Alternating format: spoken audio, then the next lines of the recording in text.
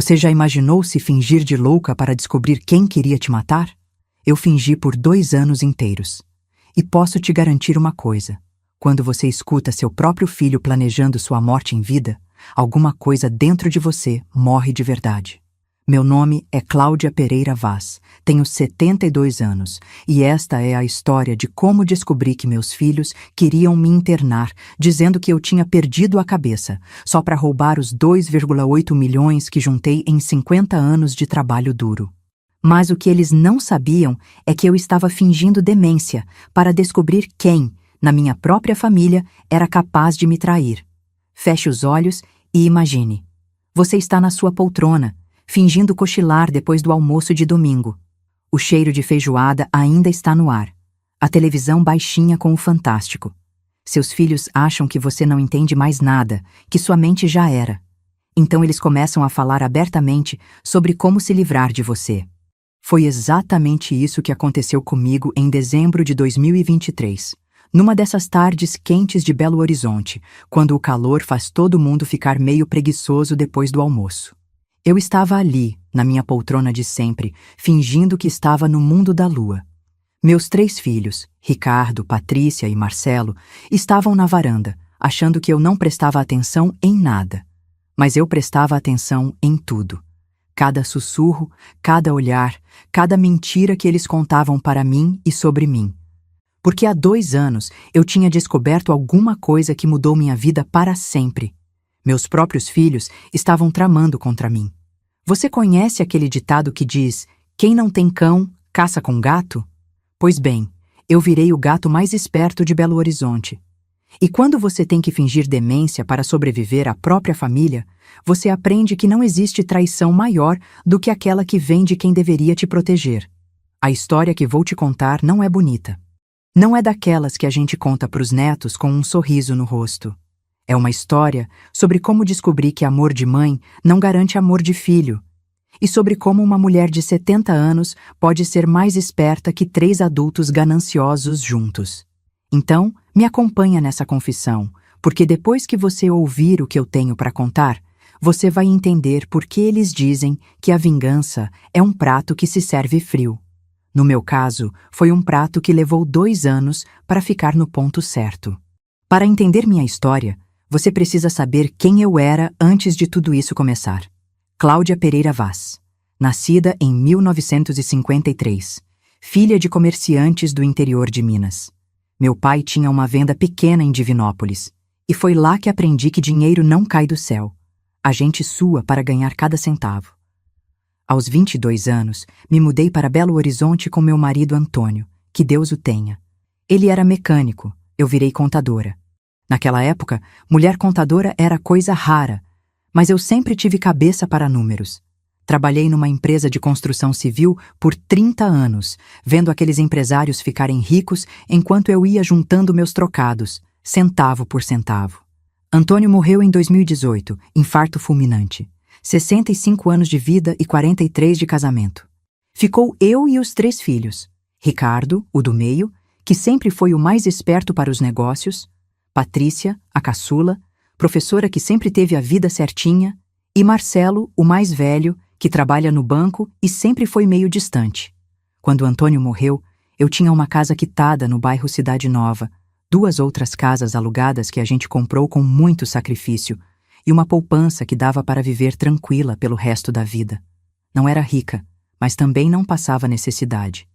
2.800.000 reais, para ser exata. Resultado de 50 anos trabalhando feito louca. Os filhos sempre foram atenciosos. Ricardo, principalmente, que morava mais perto e sempre aparecia para dar uma olhadinha na mãe. A Patrícia vinha todo domingo com os netos. O Marcelo, mais reservado, mas sempre perguntava se eu precisava de alguma coisa. Eu era aquela sogra que todo mundo diz que é uma bênção. Fazia comida para os genros, cuidava dos netos quando precisavam, emprestava dinheiro quando a situação apertava. Nunca cobrei, nunca criei caso. Achava que estava construindo uma família unida, sabe? Que o amor que eu dava voltaria em dobro quando eu precisasse. Que inocente eu era. Depois que o Antônio morreu, comecei a perceber algumas mudanças sutis. Ricardo passou a se interessar mais pelas minhas finanças. Mãe, a senhora não acha melhor eu ajudar a cuidar dessas coisas? Essas contas de banco são complicadas. Patrícia começou a fazer comentários sobre como eu estava esquecida.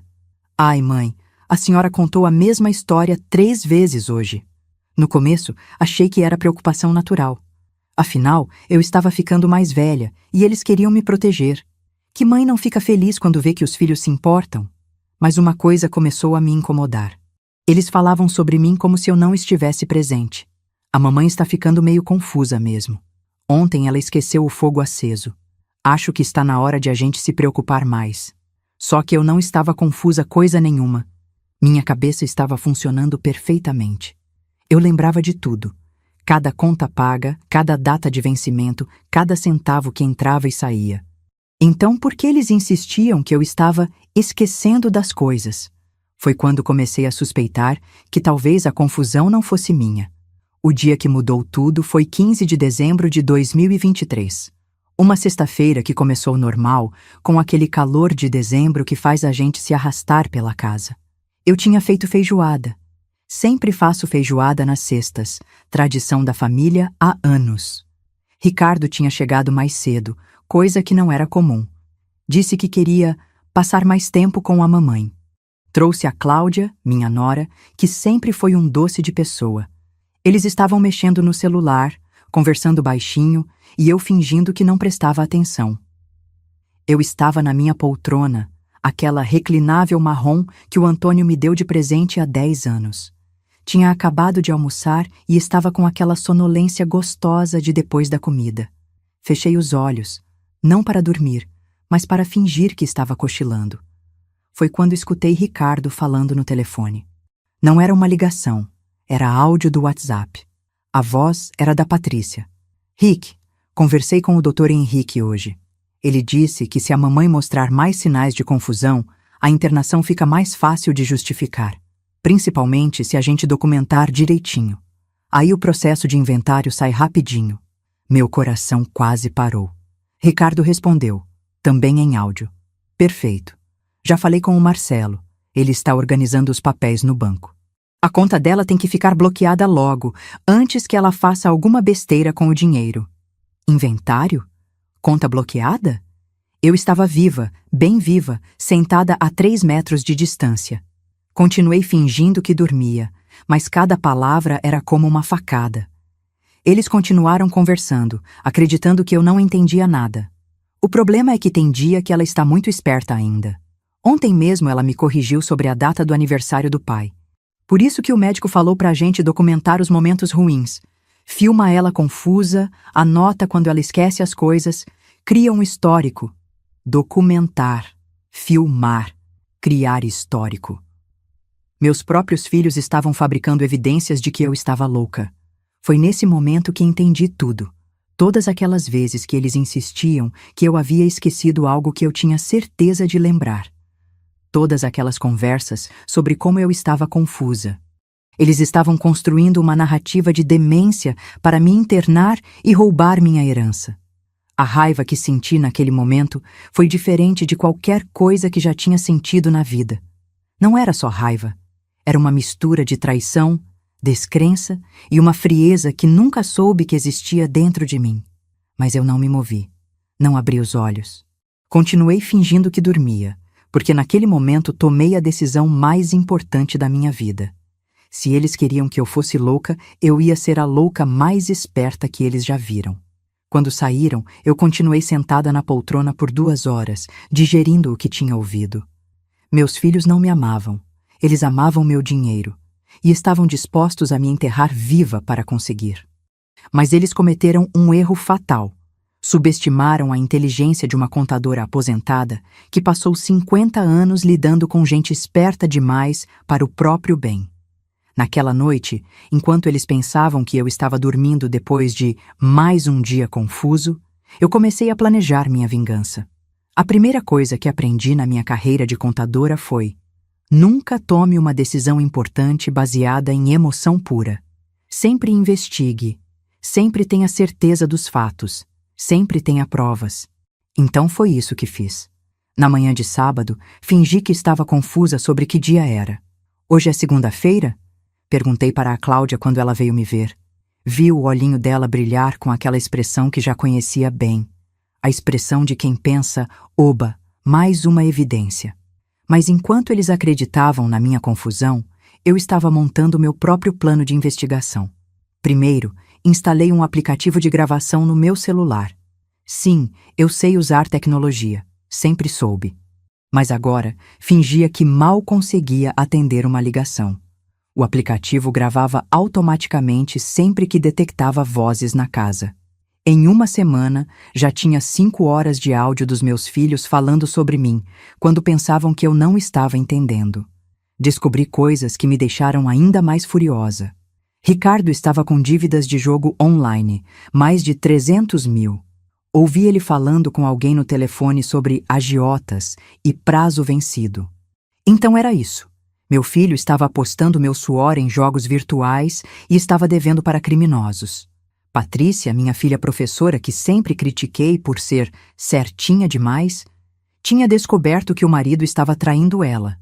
Mas em vez de se separar, preferiu ficar com ele e planejava usar minha herança para manter as aparências e não ter que trabalhar depois da aposentadoria. Marcelo, que trabalha no banco, já tinha consultado informalmente sobre como fazer um bloqueio de conta por incapacidade mental do titular. Meu próprio filho estava usando o conhecimento profissional para me roubar. Cada gravação era uma punhalada, mas também era uma munição para minha defesa. Instalei também uma microcâmera de segurança na sala, daquelas que parecem um carregador de celular. Custou R$ 200 e foi o melhor investimento da minha vida. Com ela, pude ver como eles agiam quando pensavam que eu estava fora do ar. Vi Ricardo mexendo na minha gaveta de documentos. Vi Patrícia fotografando meus extratos bancários com o celular. Vi Marcelo anotando informações sobre minha conta corrente num caderninho. Eles estavam literalmente fazendo um inventário dos meus bens enquanto eu estava viva. Mas a coisa que mais me machucou foi ver como eles riam de mim. Numa dessas gravações, Ricardo imitava minha voz confusa. Ai, filho, que dia é hoje mesmo? E todos riam como se fosse a coisa mais engraçada do mundo. Riam da mãe que os criou, que trabalhou feito uma condenada para dar estudo para eles, que nunca negou nada quando precisaram. Foi nesse momento que qualquer resto de dó que eu pudesse sentir desapareceu completamente. Conforme as semanas passavam e eu me aperfeiçoava na arte de fingir demência, mais segredos iam aparecendo. É impressionante como as pessoas falam abertamente quando acham que você não entende nada. Descobri que o Dr. Henrique Carvalho, o geriatra que eles queriam que fosse meu médico, não era apenas um profissional corrupto. Ele estava passando por sérios problemas financeiros. A clínica dele estava quase falindo e ele precisava desesperadamente de dinheiro. Ricardo tinha oferecido R$ 50 mil para ele assinar um laudo médico declarando que eu tinha demência avançada. R$ 50 mil para declarar que uma mulher lúcida estava louca. Foi isso que minha sanidade mental valia para um médico sem caráter. Mas a descoberta mais chocante veio quando consegui acesso ao celular do Ricardo. Fingi que estava brincando com o aparelho dele quando ele deixou no sofá. Consegui ver as conversas no WhatsApp da família, num grupo chamado Situação da Mamãe. As mensagens eram apavorantes. Marcelo: pessoal, consultei advogado. Para interdição, precisa de pelo menos 3 episódios documentados de confusão mental grave. Patrícia: consegui 2 até agora. Ontem filmei ela esquecendo onde guarda a chave. Semana passada anotei quando ela não lembrava o nome do vizinho. Ricardo: Dr. Henrique disse que com 3 episódios, pais, exame neurológico, ele assina o laudo. Aí é tiro e queda. Marcelo: depois da interdição, quanto tempo demora para ter acesso às contas?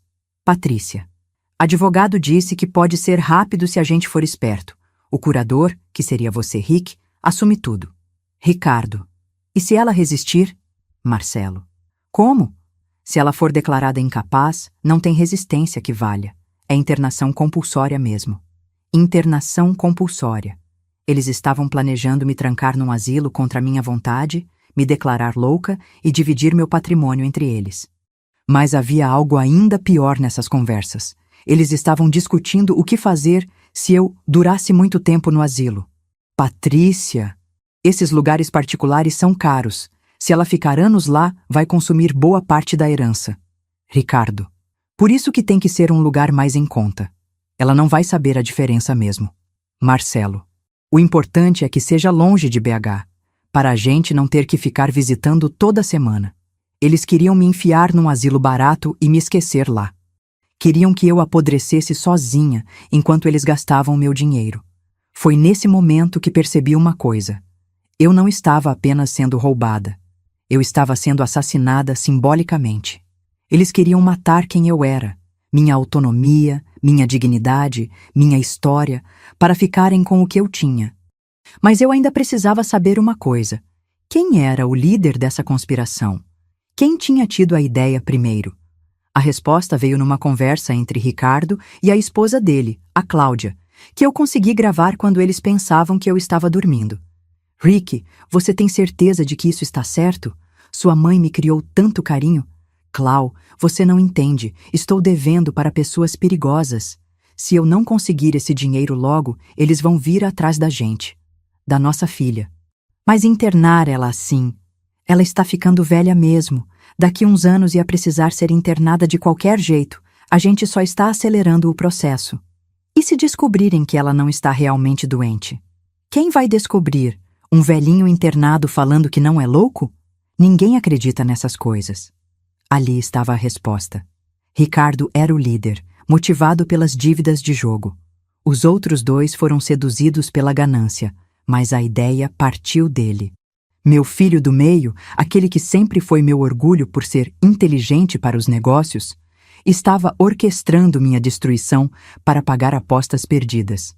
Depois de descobrir a extensão completa da traição, alguma coisa dentro de mim mudou definitivamente. Não era mais a Cláudia mãe devotada que perdoava tudo e sempre dava uma segunda chance. Era alguém que eu não conhecia. Alguém frio, calculista, capaz de planejar uma vingança a longo prazo. Se eles queriam jogar comigo, eu ia jogar também. Mas eles não sabiam que estavam jogando xadrez contra uma mulher que passou 50 anos lidando com homens que se achavam mais espertos que ela. Comecei a testar meus limites. Fiz pequenas experiências para ver até onde conseguia empurrar a farsa da demência sem levantar suspeitas. Numa tarde, fingi que estava vendo pessoas que não existiam. Quem é aquela moça na cozinha? Perguntei para Patrícia, apontando para o vazio. Vi os olhos dela iluminarem. Mais uma evidência para o histórico médico. Noutra ocasião, esqueci como usar o micro-ondas na frente do Ricardo.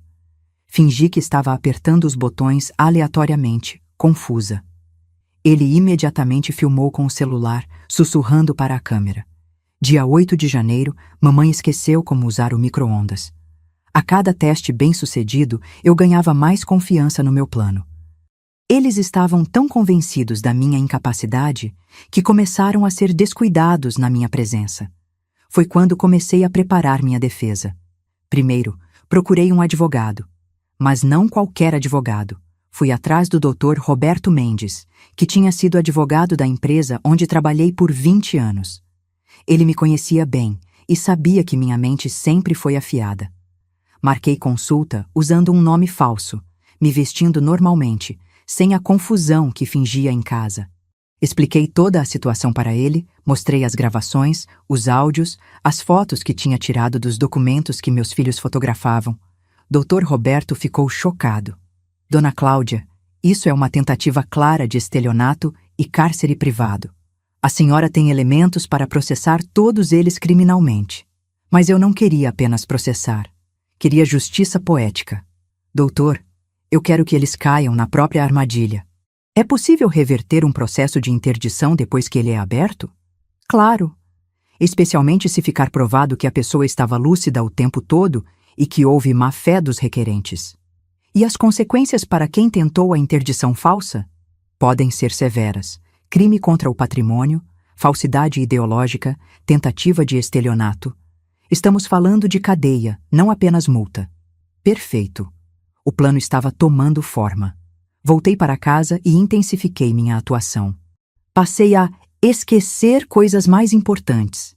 Esqueci o nome da rua onde moro. Esqueci quantos filhos tenho. Uma vez, esqueci como usar a chave da porta da frente. Cada episódio era cuidadosamente calculado para parecer uma progressão natural da demência. E a cada episódio, via a empolgação crescente nos olhos dos meus filhos. Eles achavam que estavam vencendo. Não sabiam que cada passo que davam era uma corda que eles mesmos estavam amarrando no próprio pescoço. Durante essas semanas de preparação, descobri uma capacidade que nunca soube que tinha. A capacidade de ser completamente fria e estratégica quando necessário. Enquanto fingia confusão mental, minha mente nunca esteve tão clara. Organizei todos os documentos importantes num cofre que instalei secretamente no quarto. Transferi parte do dinheiro para uma conta que eles não conheciam. Preparei um dossiê completo com todas as evidências da conspiração. E o mais importante, comecei a preparar o golpe final. O momento em que eles descobririam que a velhinha demente era na verdade mais esperta do que todos eles juntos. Porque se tem uma coisa que aprendi na vida é que quem subestima uma mulher mineira está pedindo para se dar mal. E eles estavam prestes a descobrir isso da pior forma possível. Você sabe qual é o segredo de uma boa vingança? Paciência. E fazer com que seus inimigos se sintam no controle enquanto você puxa todos os fios por trás dos panos. Em fevereiro de 2024, 3 meses depois de descobrir a conspiração, eu já tinha virado uma mestra na arte da manipulação psicológica. Meus filhos achavam que estavam conduzindo minha deterioração mental, mas na verdade eu estava orquestrando cada movimento deles. A primeira coisa que fiz foi estabelecer padrões previsíveis na minha confusão. Descobri que se eu tivesse episódios regulares, sempre nas terças e sextas, sempre no final da tarde, eles se sentiriam mais confiantes de que tinham controle sobre a situação. Filhos, eu dizia, fingindo estar perdida. Vocês podem me ajudar? Não estou lembrando onde deixei minha carteira. Sempre na terça, sempre às 5 da tarde. Como um relógio. Ricardo começou a anotar tudo num caderninho. Episódio de confusão. 1302, 17 horas, esqueceu localização da carteira. Ele estava construindo meu histórico médico meticulosamente, sem saber que eu estava ditando cada entrada. Mas enquanto ele anotava minha demência, eu estava anotando os crimes dele. Descobri que Ricardo tinha criado um grupo no WhatsApp chamado Plano de Ação, só com ele, Patrícia e Marcelo. Consegui acesso através do celular da Cláudia, minha nora, que ainda não sabia de nada, e às vezes me emprestava o telefone dela para eu ver fotos dos netos. As mensagens do grupo eram meu manual de instruções para a vingança. Ricardo. Dr. Henrique confirmou. Com mais 2 episódios documentados, ele assina o laudo. Data prevista para entrada do processo. 15 de março. Patrícia. Já escolhi o asilo. Lar São Vicente em Contagem. 2.800 por mês, bem básico. Longe o suficiente para não precisarmos ir toda semana. Marcelo. Perfeito. Já falei no banco. Assim que sair a interdição, as contas ficam bloqueadas e eu assumo como curador. Eles tinham até data marcada para me enterrar viva. 15 de março. Menos de um mês. Foi quando decidi acelerar meu próprio cronograma. Comecei a dar sinais de melhora esporádicos, momentos de lucidez que os deixavam confusos e preocupados. Filhos, o que são esses papéis que vocês estão sempre mexendo? Perguntava de repente, bem lúcida, no meio de uma conversa onde eles discutiam abertamente meu futuro. Via o susto nos olhos deles. A pressa para esconder documentos. O nervosismo quando eu fazia perguntas inconvenientes. Nada não, mãe. Só umas contas da casa. Ricardo mentia, transpirando frio. Mas eu já tinha fotografado todos os papéis com meu celular escondido. Procurações em branco com minha assinatura falsificada. Formulários de requisição de exame neurológico. Até uma lista dos meus bens com valores de mercado atualizados. Eles não estavam apenas planejando me roubar, estavam planejando um roubo milionário com precisão cirúrgica. Com o processo de interdição se aproximando, resolvi fazer alguns testes para ver até onde conseguia manipular a situação sem levantar suspeitas. O primeiro teste foi com o Dr. Henrique. Ricardo marcou uma consulta de rotina para avaliar meu estado mental. Mas eu cheguei lá preparada. Fingi estar completamente confusa no consultório. Quando o médico perguntou meu nome, disse que era Maria da Silva. Quando perguntou que ano era, respondi 1987. Fiz questão de parecer perdida, assustada, incapaz de responder perguntas simples. Mas no meio da consulta, quando Ricardo saiu da sala para buscar água, eu mudei completamente. Doutor, falei com voz firme e olhar direto. Eu sei exatamente o que está acontecendo aqui. E eu sei quanto meu filho está pagando para o senhor assinar um laudo falso. O homem ficou branco. Gaguejou alguma coisa sobre mal-entendido e preocupação médica genuína. 50 mil reais é o preço da minha sanidade mental? Continuei calmamente. Porque eu gravei as conversas deles e sei que o senhor está com problemas financeiros na clínica. Quando Ricardo voltou, eu estava fingindo confusão novamente. Onde estou? Quem é esse senhor? Mas já tinha plantado a semente do medo no Dr. Henrique. Vi como suas mãos tremiam quando ele escrevia as anotações. O segundo teste foi com Patrícia. Ela tinha vindo me visitar numa tarde de quarta-feira, coisa que nunca fazia. Percebi que estava filmando escondido com o celular, tentando capturar mais um episódio de confusão para o histórico médico. Então resolvi dar um show para ela. Fingi estar vendo meu marido Antônio na varanda. Antônio, querido, você voltou. Eu sabia que você não tinha morrido. Comecei a conversar com o ar, acenando e sorrindo. Patrícia ficou excitada. Finalmente tinha conseguido filmar uma alucinação clara. Mas enquanto ela focava no celular, eu estava observando cada reação dela. Vi o sorriso satisfeito quando conseguiu o que queria. Vi como ela imediatamente mandou o vídeo no grupo Plano de Ação. Vi como falou no telefone com Ricardo. Consegui. Agora temos a alucinação documentada. Dr. Henrique vai ficar feliz. Feliz com minha loucura. Minha própria filha estava feliz porque acreditava que eu estava perdendo a sanidade. Nesse momento, qualquer dúvida que ainda pudesse ter sobre meu plano desapareceu completamente. O terceiro teste foi o mais arriscado, com Marcelo no banco. Ele tinha insistido para me acompanhar numa ida ao banco, para verificar se está tudo certo com as contas. Na verdade, queria que eu assinasse alguns papéis que ele tinha preparado. Procurações que dariam a ele acesso às minhas contas em caso de emergência. Fingi estar confusa sobre onde estava e para que serviam os papéis. Para que é isso, filho? São muitas folhas. Mas, na verdade, eu estava lendo cada linha com atenção. Eram procurações amplas e irrestritas. Se eu assinasse, Marcelo poderia fazer qualquer coisa com meu dinheiro. Transferir, sacar, investir, gastar. Era praticamente uma carta branca para roubar tudo. É só uma precaução, mãe, caso a senhora precise de ajuda com essas coisas. Peguei a caneta, fingi hesitar, comecei a assinar e, acidentalmente, borrei a assinatura. Ai, desculpa, filho, minha mão está trêmula hoje. Fiz isso 3 vezes. Na quarta, assinei direito, mas com uma letra completamente diferente da minha assinatura verdadeira. Propositalmente inválida. Marcelo não notou na hora, ansioso demais para conseguir os papéis assinados. Só ia descobrir quando tentasse usar as procurações que elas não tinham valor legal nenhum. Cada teste confirmava 2 coisas. Primeiro, que eles realmente acreditavam na minha demência. Segundo, que não tinham nenhum limite moral quando se tratava de me roubar. Com 2 semanas para o dia 15 de março, data que eles tinham marcado para dar entrada no processo de interdição, decidi aumentar a pressão e começar a virar o jogo. Primeiro, comecei a plantar dúvidas na cabeça da Cláudia, minha nora. Numa tarde em que ela veio me ver, fingi um momento de lucidez total e perguntei: Cláudia, querida, você sabe por que o Ricardo anda tão nervoso ultimamente?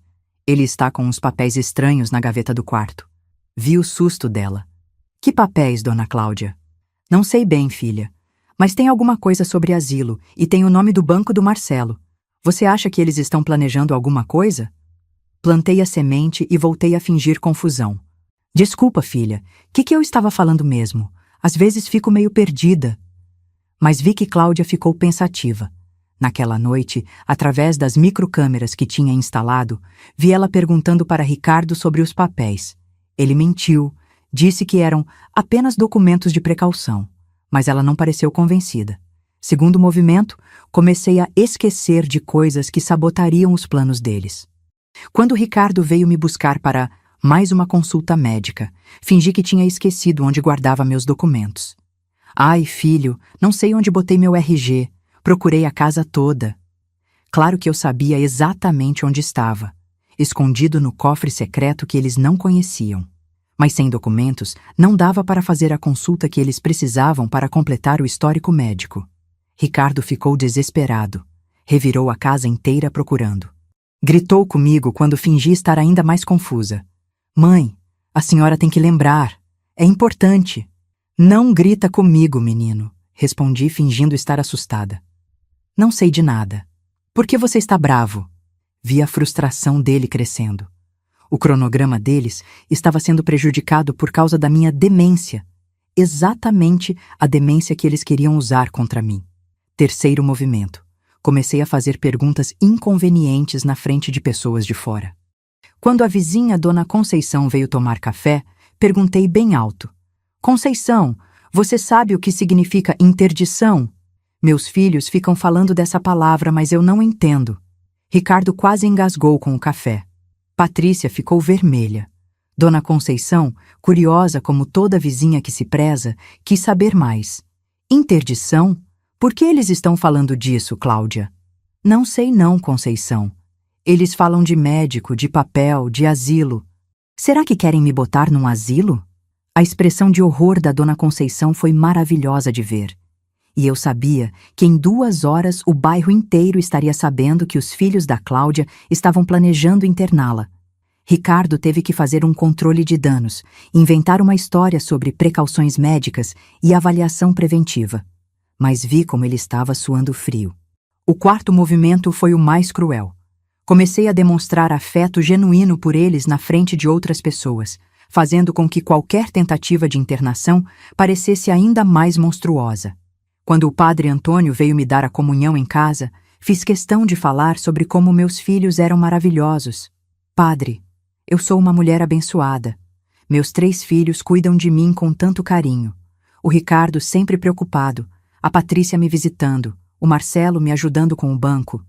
Deus me deu uma família perfeita. Falei isso olhando diretamente para Ricardo, que estava presente. Vi como ele se contorceu, desconfortável. Como ia justificar a internação de uma mãe que falava tão bem dos filhos para o padre da paróquia? Na semana do dia 15 de março, eu estava pronta para o confronto final. Tinha todas as evidências organizadas, todas as gravações salvas, todos os documentos protegidos. Mas, principalmente, tinha certeza absoluta do caráter de cada um dos meus filhos. Ricardo, o líder, motivado pela ganância e desespero das dívidas de jogo. Patrícia, a seguidora, motivada pela ganância disfarçada de preocupação maternal. Marcelo, o facilitador, motivado pela oportunidade de usar conhecimento profissional para lucro pessoal. Todos eles dispostos a me destruir pelo dinheiro. Na segunda-feira, 11 de março, fingi um episódio de confusão mais severo. Liguei para Ricardo chorando. Filho, não sei onde estou perdida. Vem me buscar, por favor. Quando ele chegou em casa, em velocidade recorde, diga-se, me encontrou sentada na varanda, aparentemente em pânico. Filho, que lugar é esse? Não reconheço essa casa. Cadê minha mãe? Era a deixa que ele estava esperando há meses. O episódio definitivo que justificaria a internação de emergência. Imediatamente ligou para Patrícia e Marcelo. É agora. Ela está completamente perdida. Vou ligar para o Dr. Henrique. Mas eu tinha um plano para essa ligação.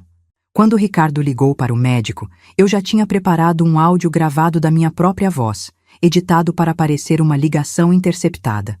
Usando um aplicativo que aprendi a mexer no YouTube, sim, eu assisto YouTube, sempre assisti, consegui fazer parecer que Dr. Henrique estava falando com outra pessoa sobre preparar o laudo falso para a velha do Ricardo.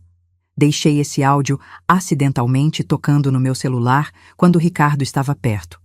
Alto o suficiente para ele ouvir, mas baixo o suficiente para parecer que eu não percebi. Vi a expressão dele mudar. Pânico. O médico que ele estava pagando para mentir estava sendo descuidado ao telefone. Na terça-feira, dia 12, Patrícia veio me ver e trouxe papéis para eu assinar. Mãe, são só umas autorizações médicas, para o seu bem. Eram os papéis de consentimento para internação voluntária. Se eu assinasse, estaria concordando em ser internada para meu próprio cuidado e segurança. Fingi ler com dificuldade, fazendo cara de quem não entendia nada. Para que serve isso, filha? É para os médicos cuidarem melhor da senhora, mãe. Um lugar onde a senhora vai estar segura. Segura. Eles realmente acreditavam que estavam fazendo algo bom para mim. Peguei a caneta e comecei a assinar. Mas no último segundo, tropecei e derrubei café em cima dos papéis, estragando tudo. Ai, desculpa, filha. Sou muito desajeitada. Patrícia teve que voltar no dia seguinte com papéis novos.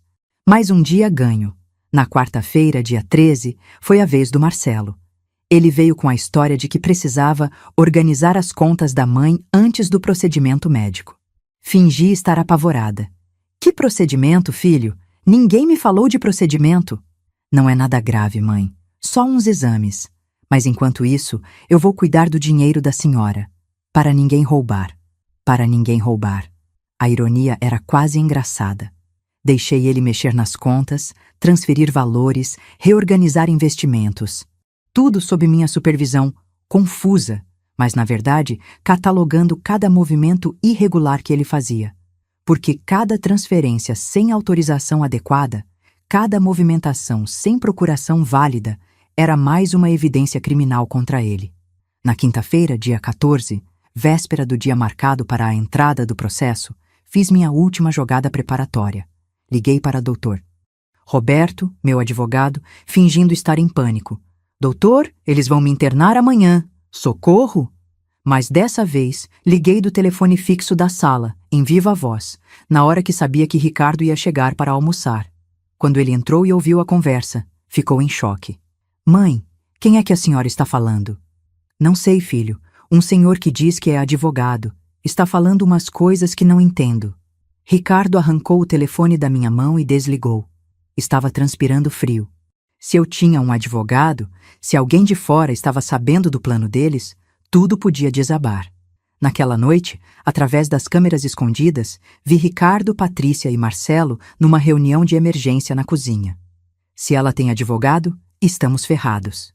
Não necessariamente. Ela está louca, lembra? Advogado de louco não tem credibilidade. Mas e se o advogado pedir avaliação independente? Dr. Henrique garante que o laudo dele é definitivo. Vocês têm certeza que queremos seguir com isso? Pela primeira vez, vi hesitação real nos rostos deles. Dúvida, medo. Era exatamente onde eu queria que estivessem na véspera do confronto final. Nervosos, inseguros, mas ainda confiantes o suficiente para não desistir do plano. Porque amanhã, dia 15 de março de 2024, eles descobririam que a velhinha demente tinha preparado uma surpresa que jamais esqueceriam. Sexta-feira, 15 de março de 2024. O dia que meus filhos tinham marcado para me enterrar viva chegou com aquele sol quente típico do final do verão em Minas. Acordei às 5 da manhã, mais desperta e focada do que tinha estado em meses. Hoje eles descobririam quem realmente estava no controle. Às 8 da manhã, Ricardo chegou acompanhado de 2 homens que não conhecia. Um deles se apresentou como o Dr. Henrique Carvalho. Finalmente ia conhecer pessoalmente o médico que tinha vendido a alma por R$50 mil. O outro era um rapaz jovem que se identificou como assistente social. Na verdade, era funcionário do asilo que eles tinham escolhido para me jogar. Bom dia, dona Cláudia, disse Dr. Henrique com aquela voz melosa de quem está fazendo papel. Vim fazer uma avaliação rápida para ver como a senhora está. Fingi estar confusa e assustada. Quem são essas pessoas, Ricardo? Por que tem tanta gente na minha casa? São médicos, mãe. Vieram te ajudar. Ajudar. Até o fim, eles mantiveram a farsa de que estavam fazendo aquilo pelo meu bem. Dr. Henrique começou o teatro da avaliação médica. Perguntou meu nome. Fingi não lembrar. Perguntou que ano era. Disse que era 1995. Perguntou quem era o presidente. Disse que era Getúlio Vargas. A cada resposta errada, via os olhos do médico brilharem. Ele estava construindo mentalmente o laudo que já tinha decidido escrever antes mesmo de me conhecer. Dona Cláudia, disse ele, a senhora se lembra onde guardou seus documentos importantes? Que documentos? Fingi não entender. Seus papéis, mãe, Ricardo interveio. RG, CPF, conta do banco. Não sei de nada disso, filho. Essas coisas são complicadas demais para mim. Perfeito. Eu estava dando exatamente as respostas que eles esperavam. Mas então, doutor, Henrique disse algo que me pegou desprevenida. Dona Cláudia, preciso que a senhora assine uns papéis autorizando o tratamento médico adequado. Eram os papéis de internação compulsória. Se eu assinasse, seria oficialmente declarada incapaz e levada imediatamente para o asilo. Era o momento que eu havia planejado meticulosamente, mas quando chegou a hora, senti um friozinho na barriga. Uma vez que eu assinasse aqueles papéis, não haveria volta. Ou meu plano funcionava perfeitamente, ou eu realmente seria internada como louca. Peguei a caneta com mãos trêmulas. Desta vez, o tremor era real. Foi quando toquei um botãozinho discreto no meu celular, ativando uma gravação que tinha preparado especialmente para este momento. De repente, a voz do Ricardo começou a sair do aparelho. Dr. Henrique disse que com 3 episódios documentados, ele assina o laudo. Aí é tiro e queda. Todo mundo na sala congelou. A gravação continuou, agora com a voz da Patrícia. Já escolhi o asilo. Lar São Vicente em Contagem, 2.800 reais por mês, bem básico. Dr. Henrique ficou branco. O assistente social começou a suar. Ricardo tentou pegar meu celular, mas eu já havia me levantado da cadeira. Calma, filho, disse com voz firme, sem nenhum traço da confusão que fingia há meses. Deixa a gravação terminar. Tem coisa muito interessante ainda. Agora era a voz do Marcelo. Assim que sair a interdição, as contas ficam bloqueadas e eu assumo como curador. E por último, a cereja do bolo, a gravação que tinha feito da conversa entre Ricardo e Dr. Henrique. 50.000 reais, doutor. Metade agora, metade depois que ela estiver internada. O silêncio na sala era ensurdecedor. Sabe, Dr. Henrique, continuei, olhando diretamente para ele. O senhor deveria ter mais cuidado com conversas telefônicas. Nunca se sabe quem pode estar escutando. O homem estava tremendo visivelmente. Eu posso explicar. Pode explicar sim, para o Conselho Regional de Medicina e para a Polícia Federal, já que estamos falando de estelionato contra idoso. Ricardo tentou uma última cartada. Mãe, a senhora está confusa. Não sabe o que está falando. Foi quando sorri pela primeira vez em meses. Um sorriso frio, calculado, que mostrava exatamente quem eu era. Confusa, Ricardo? Eu que passei 2 anos fingindo demência para descobrir que meus próprios filhos queriam me roubar? Eu que instalei câmeras de segurança na minha própria casa para gravar vocês conspirando contra mim? Eu que abri uma conta secreta para proteger meu dinheiro e contratei um advogado especialista em crimes contra idosos? A expressão de choque no rosto deles não tinha preço. Isso mesmo, filhos. Enquanto vocês achavam que estavam enganando uma velhinha demente, eu estava coletando evidências para botar vocês 3 na cadeia. Peguei uma pasta que estava escondida atrás do sofá. Uma pasta que eles tinham visto 1000 vezes, mas sempre ignoraram por acharem que era coisa de velha confusa. Aqui dentro, disse, abrindo a pasta, estão todas as gravações de áudio das conversas de vocês, todas as fotos dos documentos que vocês falsificaram, todas as transferências bancárias irregulares que o Marcelo fez, e principalmente todas as provas de que vocês 3, junto com esse médico sem caráter, conspiraram para me roubar e me internar contra minha vontade. Dr. Henrique tentou sair de fininho, mas eu estava preparada para isso também. Ah, doutor, não vai não. O senhor vai ficar aqui até a polícia chegar, que por acaso já está a caminho. Como se fosse mágica, a campainha tocou. Era doutor Roberto, meu advogado, acompanhado de 2 policiais. Dona Cláudia, disse Dr. Roberto entrando na sala. Trouxe os oficiais conforme combinamos. Aqui está o mandado de prisão temporária contra o senhor Ricardo Pereira e o Dr. Henrique Carvalho, pelos crimes de tentativa de estelionato, falsidade ideológica e conspiração contra patrimônio de idoso. Ver Ricardo sendo algemado dentro da minha própria sala Foi um dos momentos mais satisfatórios e mais tristes da minha vida ao mesmo tempo. Satisfatório porque finalmente a justiça estava sendo feita. Triste porque era meu filho ali, meu menino que eu criei, que eu amei, que eu sacrifiquei tanta coisa para dar o melhor. Mãe, ele disse quando as algemas clicaram. Eu não queria que fosse assim. Eu estava desesperado, devia para pessoas perigosas. Ricardo, respondi.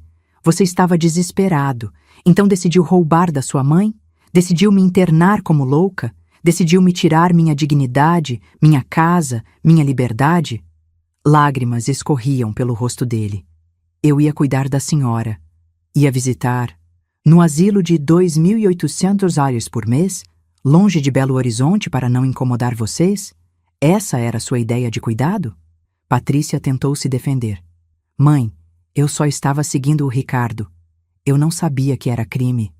Patrícia, você é professora há 20 anos. Me diz aí, você não sabia que internar uma pessoa lúcida como louca é crime? Você não sabia que falsificar documentos médicos é crime? Ou você sabia e não se importou porque queria o dinheiro? Ela não conseguiu responder. Marcelo, o banco, tentou a defesa técnica. Mãe, todas as movimentações que fiz foram dentro da legalidade. Eu tinha procuração. Procuração assinada com letra falsa, Marcelo. Você acha que sua mãe contadora há 50 anos não sabe reconhecer a própria assinatura? Todas essas transferências foram feitas com documentos falsificados. Isso tem nome: peculato e estelionato qualificado. Dr. Henrique estava chorando como uma criança. Dona Cláudia, minha clínica estava falindo. Eu tenho família para sustentar. Doutor, o senhor vendeu minha sanidade mental por 50 mil reais. O senhor estava disposto a me declarar louca, sabendo que eu estava lúcida. Quantas outras famílias o senhor já destruiu assim? Quando levaram Ricardo e Dr. Henrique, Patrícia e Marcelo ficaram na sala, ainda em choque. Vocês dois não vão presos hoje, expliquei. Porque o Dr. Roberto conseguiu um acordo. Vocês vão devolver até o último centavo que pegaram das minhas contas, vão pagar uma multa pesada e vão ficar em liberdade condicional.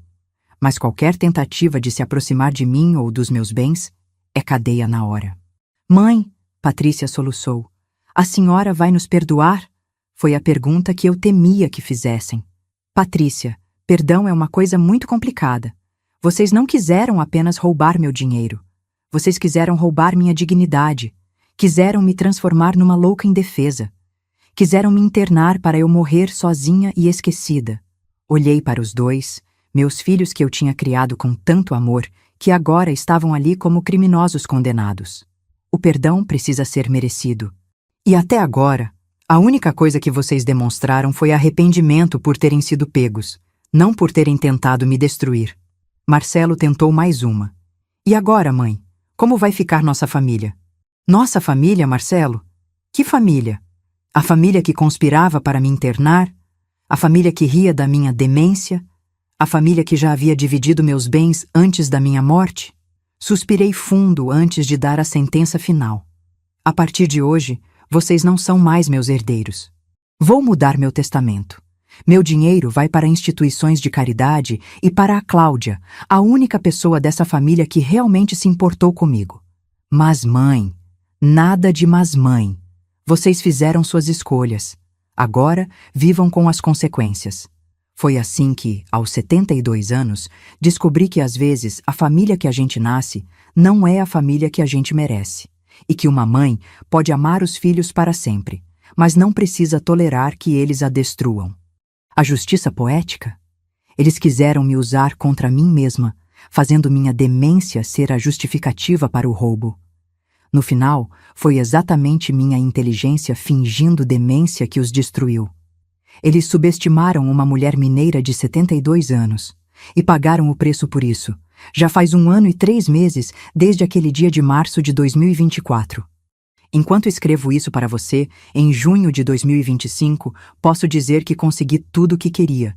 Meu dinheiro está protegido, meus filhos pagaram pelo que fizeram e eu continuo vivendo na minha casa, com minha dignidade intacta. Mas será que valeu a pena?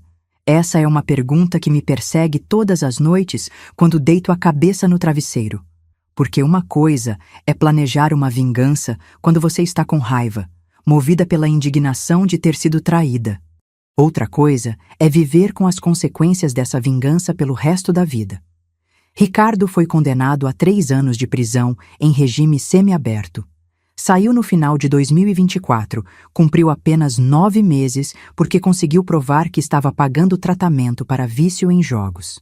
Hoje mora numa kitnet em Contagem, trabalha num lava-jato e é obrigado a pagar uma pensão mensal de $800 como reparação pelos danos que tentou me causar. 3 anos atrás, esse mesmo homem era meu filho Orgulho, gerente de vendas numa empresa de materiais de construção, pai de família respeitado no bairro. Hoje é um ex-presidiário de 47 anos que vai levar a marca de golpista de idosos pelo resto da vida. Fui eu que fiz isso com ele? Ou foi ele que fez isso consigo mesmo? Às vezes, quando estou sozinha aqui em casa, e eu fico sozinha quase sempre agora, pego o celular para ligar para ele. Não para perdoar, não para reatar laços. Apenas para ouvir a voz do menino que eu criei, que brincava de carrinho no quintal, que me abraçava com força quando tinha pesadelo. Mas nunca ligo, porque sempre me lembro da conversa que escutei. A gente só está acelerando o processo, acelerando minha morte em vida para ficar com meu dinheiro. E a raiva volta, friamente, implacavelmente. Dr. Henrique perdeu o registro médico definitivamente.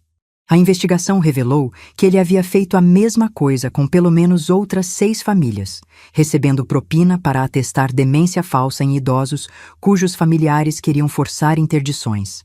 3 dessas pessoas realmente foram internadas e morreram sozinhas em asilos, sem saber por que suas famílias as haviam abandonado.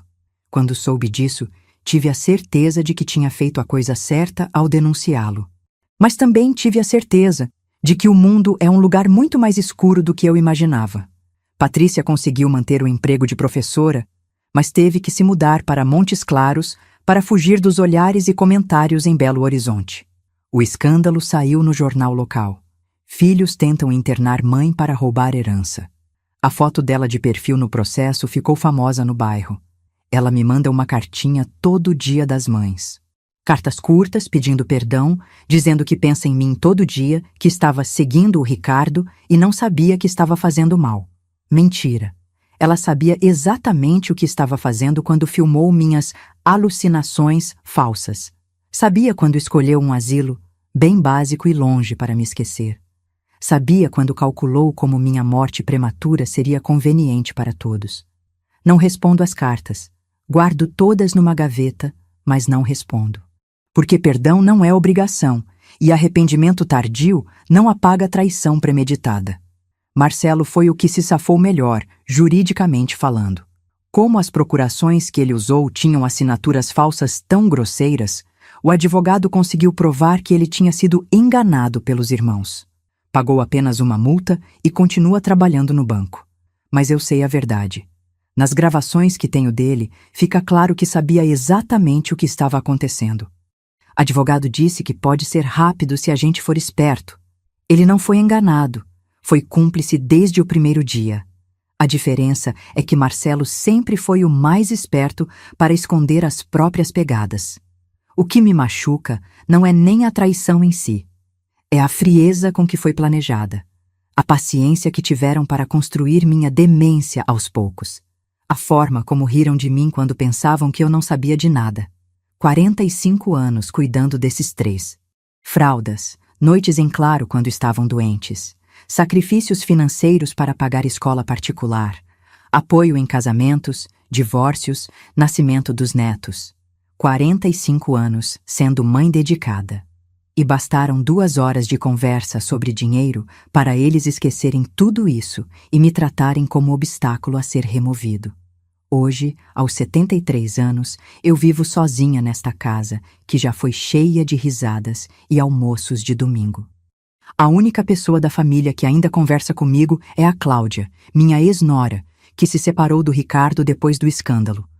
Ela vem me ver 2 vezes por semana, traz os netos para eu conhecer melhor, coisa que nunca pude fazer direito porque sempre estavam protegendo as crianças da vovó confusa.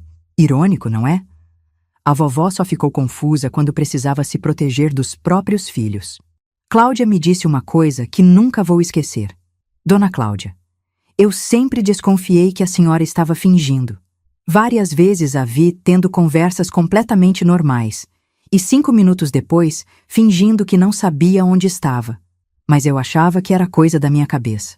Se até ela, que convivia comigo esporadicamente, percebeu alguma coisa, imagina meus filhos que me visitavam toda semana. Eles sabiam que eu estava fingindo, ou pelo menos desconfiavam. Mas escolheram ignorar as próprias suspeitas porque a versão louca da mãe era mais conveniente para os planos deles. Isso talvez seja o que mais me magoa. Eles não foram enganados pela minha atuação. Eles escolheram acreditar na mentira porque queriam acreditar. Mudei meu testamento, como prometi. Metade do meu patrimônio vai para instituições que cuidam de idosos vítimas de abandono e maus tratos familiares. A outra metade vai para a Cláudia e para os netos dela, que agora considero meus netos de coração. Meus 3 filhos biológicos não vão receber um centavo, e não sinto um pingo de remorso por isso. Mas tem uma coisa que preciso confessar para você, que ouviu minha história até aqui. Eu não parei de fingir demência completamente. Uso esse disfarce estrategicamente agora.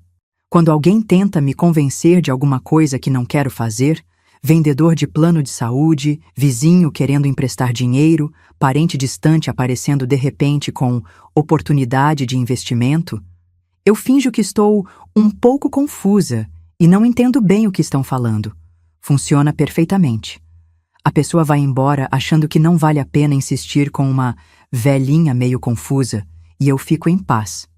Talvez eu tenha aprendido que fingir fragilidade, às vezes, é a melhor defesa que uma mulher idosa pode ter neste mundo cheio de gente querendo se aproveitar. Ou talvez eu tenha me transformado numa pessoa mais cínica e desconfiada do que gostaria de admitir. A verdade é que depois de descobrir que os próprios filhos eram capazes de me trair dessa forma, não confio mais completamente em ninguém. Nem mesmo na Cláudia, por mais querida que ela seja. Mantenho meus segredos, meus planos, meu dinheiro bem guardados onde ninguém pode mexer. Aprendi que amor de mãe não garante amor de filho. Aprendi que sangue do sangue pode ser o primeiro a derramar seu sangue. Aprendi que quando o assunto é dinheiro, não existe família que resista. Mas principalmente, aprendi que uma mulher de 73 anos ainda pode ser mais esperta que 3 adultos gananciosos juntos. Você que está ouvindo minha história, deixa eu te dar um conselho. Presta atenção na forma como as pessoas ao seu redor falam sobre herança, sobre cuidar dos velhinhos, sobre seus bens. Presta atenção quando alguém insiste que você está esquecido ou confuso, sem motivo aparente. E se um dia você desconfiar que estão armando contra você, não tenha medo de fingir ser mais frágil do que realmente é. Às vezes, deixar os outros subestimarem sua inteligência é a melhor forma de se proteger. Porque se tem uma coisa que minha experiência me ensinou é que neste mundo você tem que ser mais esperto que aqueles que querem te fazer mal. Mesmo quando esses alguéns são seus próprios filhos. A vingança que executei foi justa? Foi excessiva? Eu deveria ter perdoado e tentado reconquistar minha família? Não sei. Sinceramente, não sei. O que sei é que não me arrependo. Prefiro viver sozinha com minha dignidade intacta do que cercada de pessoas que veem em mim apenas um obstáculo entre elas e meu dinheiro. Prefiro ser a bruxa má da história do que a vítima coitadinha da história. E se isso faz de mim uma pessoa pior do que era antes, então que seja. Porque ser boa demais quase me custou tudo que construí na vida. Agora, quando alguém me pergunta sobre meus filhos, eu digo que eles morreram. De certa forma, morreram mesmo. Os meninos que eu criei, que eu amei, que eu sacrifiquei tanto para dar o melhor, esses morreram no dia que decidiram que eu valia mais morta que viva. Os homens que tentaram me roubar e me internar são estranhos que aconteceram de compartilhar meu DNA. Mas não são meus filhos. Meus filhos morreram quando escolheram o dinheiro ao invés da mãe. E eu enterrei eles com as próprias mãos. Se você chegou até aqui na minha confissão, provavelmente está se perguntando se eu sou uma heroína que se defendeu de uma injustiça terrível ou se sou uma mulher vingativa que destruiu a própria família por orgulho ferido. A resposta é: eu sou as duas coisas. E essa é a verdade mais perturbadora de toda essa história. Fiz o que precisava fazer para me proteger, mas também fiz com uma satisfação que me assusta quando paro para pensar nela. Quando vi Ricardo sendo algemado, quando soube que Dr. Henrique havia perdido tudo, quando Patrícia teve que se mudar de cidade envergonhada, senti uma alegria escura que não sabia que existia dentro de mim. Essa alegria me transformou em alguém que eu não reconheço completamente. Alguém mais dura, mais desconfiada, mais capaz de crueldade quando necessário. Às vezes me pergunto se não poderia ter resolvido tudo de forma diferente. Confrontado eles diretamente, dado uma segunda chance, tentado recuperar a família ao invés de destruí-la. Mas aí me lembro da risada deles imitando minha voz confusa. Me lembro do asilo barato que escolheram. Me lembro da frase: ela não vai saber a diferença mesmo. E a dúvida passa, porque tem linha que não se cruza, mesmo em família, principalmente em família. A lição da minha história: cuidado com quem você confia. Cuidado com quem tem acesso aos seus bens e à sua vulnerabilidade. E, principalmente, cuidado com quem subestima a inteligência de uma mulher idosa brasileira. Porque a gente pode parecer frágil por fora, mas por dentro a gente tem a força dos que sobreviveram a tudo que esse país jogou nas nossas costas. E quando precisamos nos defender, não temos pena. Nem mesmo dos nossos próprios filhos.